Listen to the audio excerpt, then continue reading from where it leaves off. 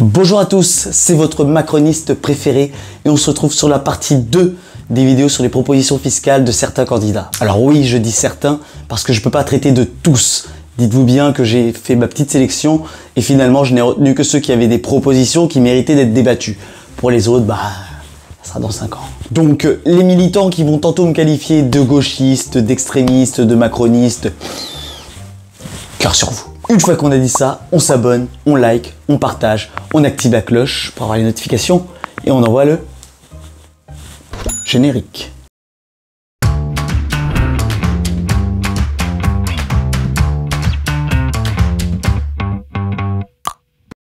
Alors, on va commencer par Yannick Jadot, qui, si j'ai bien compris, a une solution pour que les riches, voire les très riches, cessent d'éviter l'impôt. On supprime toutes les exonérations sur les très riches et donc nous allons rétablir la justice, nous allons rétablir l'éthique. Vous parlez aussi des très riches, vous dites les très riches, il faut les taxer plus. Bien sûr, mais en évitant toutes les dérogations, toutes les exonérations dont ils bénéficient, et comme je vais le faire sur toute la fiscalité, impôt sur la fortune rétabli, impôt sur les sociétés, TVA, il y aura du bonus et du malus en fonction de la contribution ou pas au dérèglement climatique. Alors, je dois vous avouer que j'ai rarement entendu un si gros ramassis de foutaises. Foutaises! Il dit que, une fois élus, les riches n'auront plus accès aux dérogations et exonérations dont ils bénéficient actuellement. Mais de quoi il parle exactement? Moi, je veux concrètement, de quelle mesure fiscale il parle exactement? De quel dispositif il parle exactement? Parce que je ne crois pas qu'il y ait un dispositif fiscal qui soit intitulé réduction d'impôts pour les riches. Ça n'existe pas. Une réduction d'impôts, elle est faite pour tous les contribuables. Et après, libre à chacun, libre à celui qui estime qu'elle est nécessaire pour lui, de l'utiliser ou non. Donc, de quoi il parle exactement? Par exemple, vous employez une personne à domicile, vous avez droit à un crédit d'impôt de 50% sur les salaires que vous versez. Ce crédit d'impôt, ça va réduire votre impôt. Donc, c'est qui en bénéficie? C'est que les riches. On doit le supprimer? Il va le supprimer? Si vous faites un don à une association, vous avez encore droit à une réduction d'impôt. Qui en bénéficie? Mais c'est l'association qui bénéficie du don. C'est vous qui bénéficiez de la réduction. Mais du coup, on fait quoi? On supprime? On garde? Pourtant, c'est un dispositif qui permet de réduire l'impôt. Des riches, mais aussi de monsieur, madame, tout le monde. Si vous voulez, le débat sur les niches fiscales, il est interminable. On en a des milliers. Et déjà, il faudrait qualifier ce qui est et ce qui n'est pas une niche fiscale. Et quand bien même, l'essentiel des niches fiscales, elles sont là pour quoi? Pour répondre à des politiques publiques. Par exemple, celle dont je vous ai parlé, qui offre un crédit d'impôt lorsque vous employez une personne à domicile, c'est bien sûr pour favoriser l'emploi. Les dons aux associations, c'est pour que les associations aient des moyens. Sinon, on le fait pas. Et donc, de quoi il parle, Yannick Jadot, là? Du vent. C'est de l'éolien qui nous a fait. Bon, alors je vous avoue que ça m'a agacé, alors je suis allé voir dans son programme s'il en disait un peu plus ou s'il disait quelque chose exactement de ce qu'il voulait faire. Et là, grande surprise, je vois quoi? Monsieur Jadot veut supprimer le quotient conjugal. Really? Concrètement, ça veut dire quoi? Ça veut dire que votre impôt sur le revenu, il sera plus calculé de la même façon lorsque vous êtes en couple. Actuellement, lorsque vous êtes célibataire, on calcule l'impôt pour vous. Lorsque vous êtes en couple, on calcule l'impôt pour le foyer fiscal. Lui, ce qu'il veut, c'est supprimer la notion de foyer fiscal pour que, dans tous les cas, l'impôt soit payé par la personne qui perçoit le revenu. Je vous renvoie à une vidéo que j'ai déjà faite sur le calcul de l'impôt lorsque vous êtes en couple, parce que je ne vais pas rentrer dans les détails aujourd'hui. Mais concrètement, retenez ça. Lui, il veut que, dans tous les cas, vous payiez l'impôt comme si vous étiez célibataire. Et ça, pourquoi? Parce qu'il veut plus de justice entre les hommes et les femmes. Hein? En gros, Yannick Jadot, il part du principe que les femmes sont moins payées que les hommes, et que ça sera toujours la même chose pendant toute la durée de son mandat. Et de ce fait, il veut que les hommes payent plus d'impôts. Moi, ce que je peux vous dire là-dessus, c'est qu'il est certain que ça va augmenter la facture fiscale de beaucoup de personnes, et pas uniquement des riches. Surtout les classes moyennes, à mon avis. Allez, c'est parti, candidat suivant. Première mesure sur les chefs d'entreprise, augmenter l'amendement du Treil à 90%, on passait de 75 à 90, et supprimer tout impôt sur les successions pour la résidence principale. C'est-à-dire, j'estime que tous les Français qui sont taxés sur le travail doivent pouvoir économiser leur maison, leur appartement, et le donner à leurs enfants sans aucun droit de succession.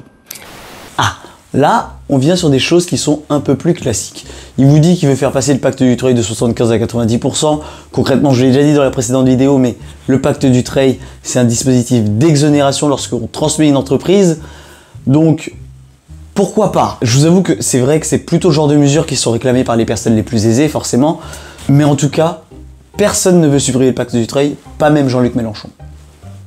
C'est que ça marche. Quant à la suppression de l'impôt sur les successions qui concerne la résidence principale, je crois que c'est pas encore très clair. Ce que j'aimerais savoir d'abord, c'est on parle de la résidence principale de qui? Du défunt, je suppose. Donc, ok, une personne meurt, il a des enfants, il vit avec ses enfants, il n'y aura pas d'impôt sur la succession sur la transmission. Mais maintenant, si les enfants ne vivent plus avec le défunt, par exemple, ce sont des adultes, ils ont grandi, ils ont chacun leur foyer, est-ce qu'il peut me confirmer qu'il parle bien de la résidence, de la dernière résidence du défunt? Ou alors, est-ce qu'il parle de la résidence dans laquelle les enfants ont grandi? Par contre, cette mesure, moi, personnellement, elle m'inquiète un peu pour ce qui va être de la fin de vie des personnes âgées. Pourquoi? Vous imaginez votre mamie qui vit paisiblement à Marseille dans un 3 pièces et qui est, malheureusement pour elle, également propriétaire d'un super appartement de la même dimension, encore 3 pièces, mais en plein cœur de Paris. Vous savez qu'elle est malade et qu'elle risque de décéder bientôt. Qu'est-ce que vous allez lui dire? Mamie, fais les valises, go back to Paris. Pourquoi? Mais parce que si elle reste dans son appartement à Marseille à 4000 € du mètre carré, votre exonération là, elle sera pourrie. Alors que si elle remonte sur Paris à minimum 10 000 € du mètre carré, ne serait-ce que pour y vivre 2-3 mois avant de décéder, bah, ça change la donne en termes de droit de succession. Mais non, personne ne fera ça, non, non, non. Vous pensez pas qu'avant de mourir, les gens iront dans leur résidence qui coûte le plus cher? Non, non, faut être tordu. Ou alors, imaginez une famille de 3, 4 ou 5 enfants qui vivaient dans une grande maison familiale et qui désormais, ils sont tous grands et donc ils vivent tous seuls. Souvent, dans ces cas-là, les parents déménagent. Pourquoi? Parce que la maison est trop grande. Et ils veulent passer leur retraite ailleurs, ce qui est logique. Du coup, les parents, ils vont se dire quoi? Ils vont se dire, ouais, mais le problème, c'est que si on vend la maison et qu'on achète un 2 ou 3 pièces qui est nettement plus petit, mais qui est surtout nettement moins cher, les enfants, ils vont être pénalisés. Pourquoi? Parce que si on n'utilise pas tous les fonds, nécessairement, quand on va leur transmettre l'argent restant, cet argent, il va être taxé. Alors que si cet argent, il avait été investi dans l'immobilier, il serait exonéré. Bon, les gens risquent d'entrer dans des calculs un peu pas très sains. En fait, j'ai juste peur que cette mesure-là, elle pousse des gens à vivre dans des endroits où ils n'ont pas envie de vivre, uniquement pour des raisons fiscales. Bon, les candidats suivants.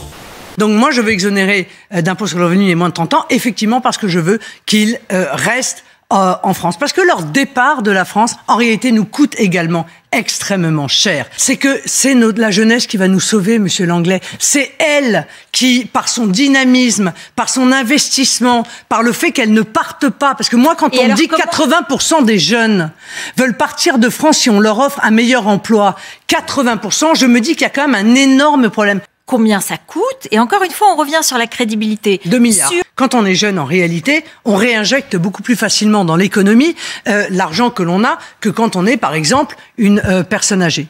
Alors, cette proposition est assez surprenante. Pourquoi? Parce que, si je me trompe pas, c'est la seule à le proposer et c'est la première fois qu'elle le fait. Alors là, je peux vous dire qu'elle a bossé, à mon avis. Elle veut le faire pourquoi? Pour que les jeunes cessent de quitter la France pour leur premier emploi. Et aussi, parce que les jeunes, lorsqu'ils ont de l'argent, ils ont plus tendance à l'investir dans l'économie que les personnes âgées, qui font de l'épargne thésaurisée. Ce qui est vrai. Alors face à ça, j'ai entendu toutes sortes de critiques, et je vais vous le dire d'emblée. Je n'ai pas le sentiment que cette mesure soit inutile, je n'ai pas le sentiment que cette mesure soit inefficace ou irréalisable. Au contraire. Et je suis le premier à être surpris. Voyez-vous, un macroniste qui défend Marine Le Pen, il manquait plus que ça. Je suis pas vraiment macroniste, je tenais quand même à le dire. D'abord, j'entends, oh, c'est hyper cher, c'est pas faisable, rendez-vous compte du prix que ça va coûter à l'État? Entre 2 et 4 milliards d'euros. C'est-à-dire le montant de ce que l'État a perdu avec la suppression de l'ISF, n'est-ce pas? Bon, alors on va pas en faire une montagne. Et c'est nettement moins coûteux pour l'État que le CICE. Regardez juste ce que ça a coûté le prix des tests Covid jusqu'ici. De 4 milliards, c'est remboursé très vite. Ensuite, j'ai entendu dire, ah oui, mais vous allez exonérer des jeunes qui sont riches comme les footballeurs, les Mbappé et compagnie. Alors là, je suis d'accord. Mais bon, je suppose que déjà c'est compris dans les 2 et 4 milliards, mais quand bien même ça serait pas compris là-dedans, ça peut être injustifié que finalement tous les joueurs de Ligue 1, plus que les 3/4 des joueurs de Ligue 1, je pense, ont moins de 30 ans, se retrouvent exonérés d'impôts. Après, c'est de la volonté politique. Si elle veut le faire, elle le fera, elle va les exonérer. Maintenant, si elle veut pas, elle peut très bien mettre un plafond. Dire que au-delà d'un certain montant mensuel, vous bénéficiez pas de l'exonération et vous êtes imposé à hauteur de je sais pas combien de pourcents de votre revenu. Mais c'est vrai qu'Mbappé, ça peut le faire rester à Paris, ça. Et peut-être que Kylian Mbappé regarde ça de très près parce qu'il se dit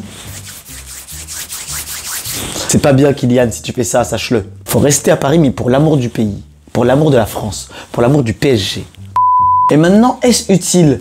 Bah, je dirais que les jeunes qui partent à l'étranger pour leur premier emploi, c'est rarement des équipiers polyvalents au domac. Donc c'est des gens qui déjà gagnent plutôt bien leur vie. Maintenant, est-ce que ces personnes-là vont attendre d'avoir 30 ans et ensuite s'enfuir avec leur argent? Je pense pas. Pourquoi? Parce que entre le moment où vous commencez à travailler et vos 30 ans, on va dire entre 25 et 30 ans, eh bien, en réalité, vous vous installez dans votre ville. Vous allez acheter un bien immobilier, vous allez vous mettre en couple, vous allez peut-être vous marier, avoir des enfants.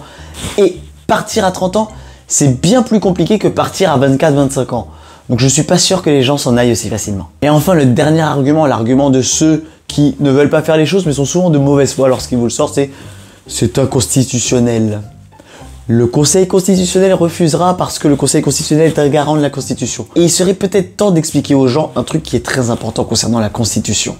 C'est que les principes, quels qu'ils soient, mais surtout le principe d'égalité, n'a aucune valeur absolue. Encore moins en fiscalité. Ça veut dire qu'on peut y déroger pour plein de raisons. Et ça se fait, ça a déjà été fait, et ça se fera toujours, c'est comme ça. Et donc le Conseil constitutionnel a reconnu à plusieurs reprises qu'il était possible de traiter différemment des gens qui se retrouvent dans des situations différentes, dès lors que ça répond à un objectif d'intérêt public. La question, ça va être juste de savoir si les objectifs, si les buts poursuivis par la mesure de Marine Le Pen répondent à un intérêt public ou pas.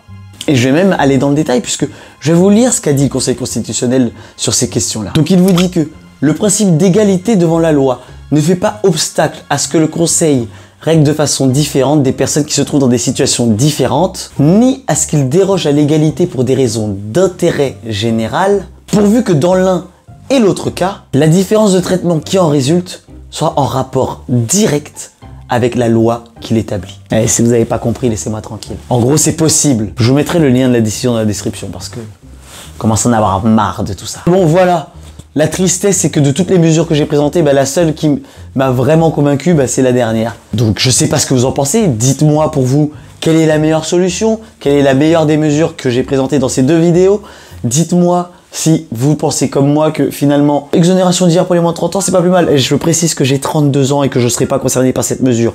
Donc, je fais un appel à tous les candidats, notamment celle ou celui qui risque de gagner cette élection. Vous pouvez monter jusqu'à 34, 35 ans. Facile. Encore une fois, je ne traite que des propositions fiscales des candidats et ce n'est pas parce que on n'est pas d'accord fiscalement avec un candidat qu'on ne vote pas pour lui. Mais après, chacun fait ce qu'il veut. J'espère donc que vous avez apprécié cette vidéo. Si c'est le cas, n'hésitez pas et n'oubliez surtout pas à mettre un pouce bleu à la fin. Abonnez-vous, activez la cloche pour avoir une notification et je vous dis à bientôt.